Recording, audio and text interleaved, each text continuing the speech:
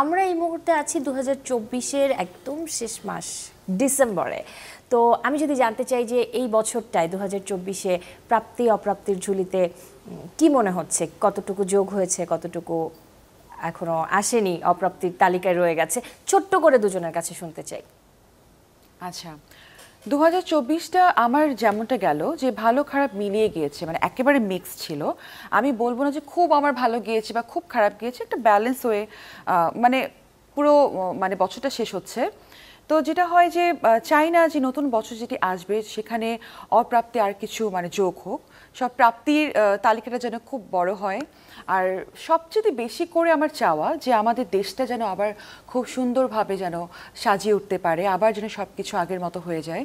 সুন্দর একটা দেশে আমরা জাস্ট নিরাপত্তা চাই, যে নিরাপদে থেকে আমরা কাজ করতে চাই। এটা আসলে আমাদের সবারই চাওয়া। সবারই এই জায়গায় সাব্বির জামান কি যোগ করবে? আমি একেবারে পজিটিভবাদী একটা লোক। আলহামদুলিল্লাহ, আল্লাহ এই বছর খুব ভালো রেখেছেন এবং সব যাই হোক, যাই কিছু হয় না কেন ভালোর জন্যই কিন্তু হয়। এবং এই বছরের শুরুতেই আল্লাহ তার ঘরে আমাকে নিয়ে গেছেন, সেখান থেকে আমি ঘুরে এসেছি। তারপর অনেকগুলো দেশের বাইরে কনসার্ট ছিল, ওগুলোও শেষ করেছি। আমার নিজের গান বেরিয়েছে, যেই সময় পুরো দেশ স্থবির ছিল তখন থেকে আমি আমার নিজের গান নিয়ে কাজ করছি, নিজের গান বের করছি একটার পর একটা। আমরা তো সঙ্গীতের মানুষ, সঙ্গীত নিয়ে ব্যস্ত থাকবো।